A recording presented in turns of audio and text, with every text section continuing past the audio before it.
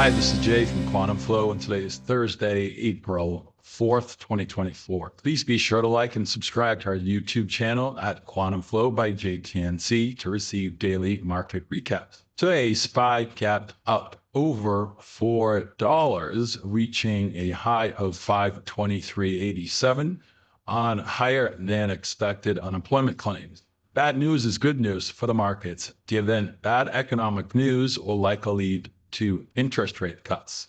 But the euphoria was short-lived because around 1 p.m. Eastern Time, several Fed officials poured cold water on the rally, with Fed President Kashkari saying while he thought 2 rate cuts might be in order this year, he is now considering none due to sticky inflation. Fed official Barkin echoed the same sentiment, and the market used these Fed statements as catalysts to fall over $6 to close at 513.07, well below any major support.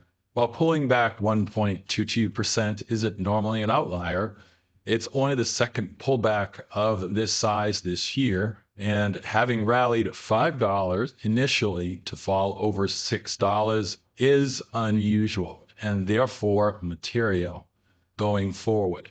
The market failed to even pause at major support levels of 518 or 515 and simply kept falling into the close. Treasury yields fell with the market, as did gold, but crude oil continued its move higher, while every major market index closed down at least 1%.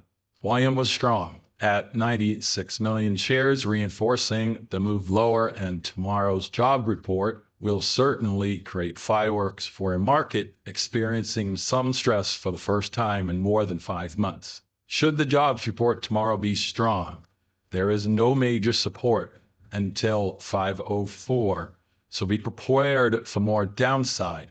Any move higher is likely a dead cat bounce until we clear and close above 520. We mentioned in yesterday's video that we expect the market to be range bound today between 518 and 525 and expect higher prices in the morning, limited to 523. Market did in fact rally in the pre-market and reached 523.87 before the Fed speak changed the dynamic, causing the market to fall. We mentioned almost daily, QuantumFlow analyzes thousands of data points to create its price predictions.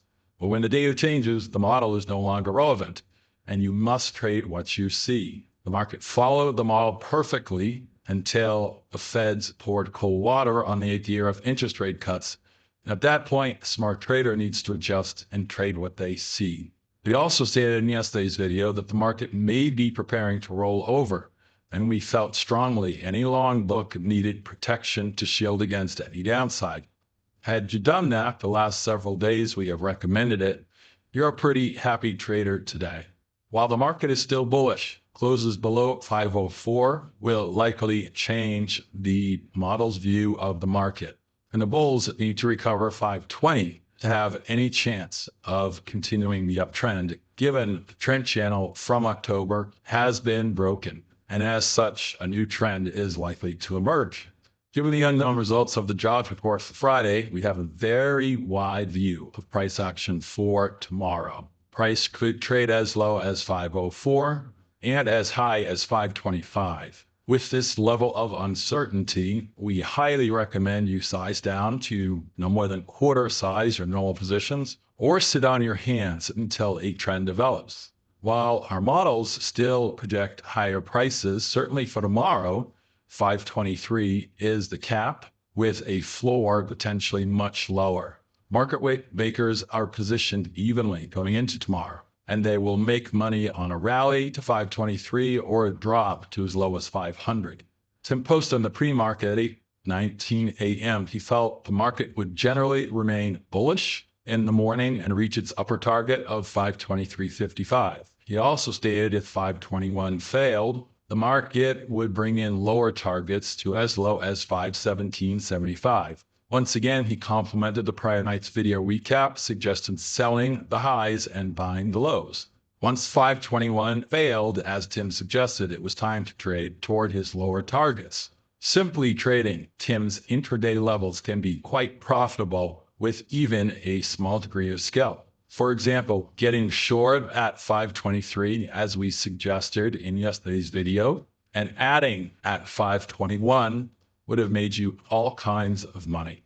Trade in line with Tim's pre-market view as we stake daily, and you'll have an actionable edge every single day. Again, while our models continue to be bullish, they do not expect new all-time highs in the near term. The market has been bought on every pullback for over a year, so until we see a much larger pullback, we are inclined to continue to buy dips. It's possible next week the market finds support near the current level or slightly higher, and after tax day starts its march higher once again. In the meantime, watch for clues on Friday and watch for the quantum flow model to update its longer-term views for the following week. For Friday, our models see prices holding 513 overnight, but not moving significantly higher until after the jobs report. Any flush lower after the jobs report will quickly bring in 510, but any pop could also run to 520. The market could move significantly, so our suggestion is to wait for the trend to appear clear and hop on it to ride it to our suggested levels. Quantum Flow projects SPY's range for Friday to be 513 to 526, which is a huge range, which will lead to more volatility and more directional trading.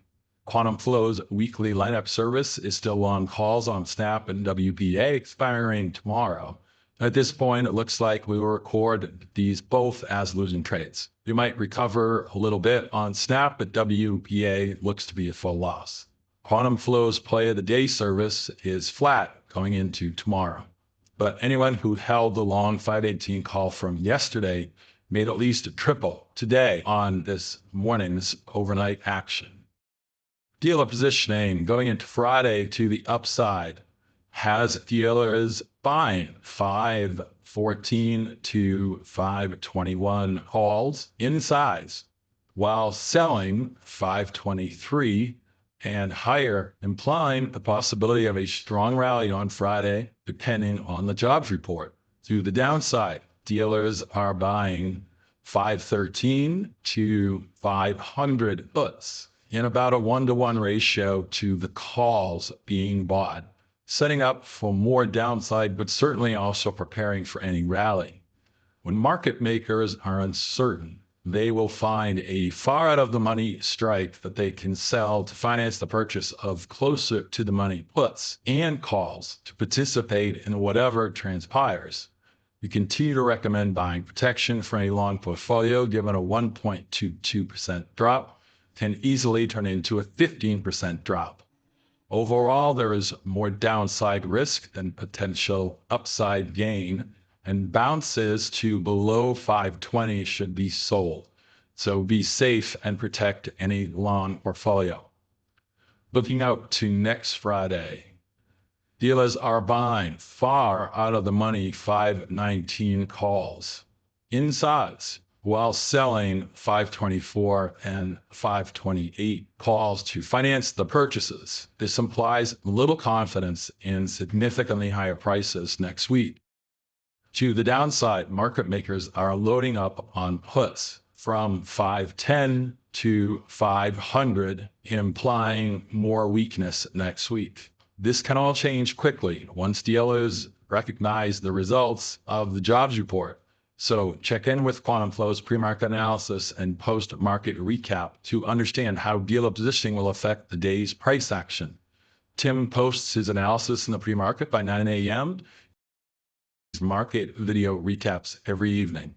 At Quantum Flow, we strive to deliver actionable intelligence you can use every day in your trading. Good luck and good trading.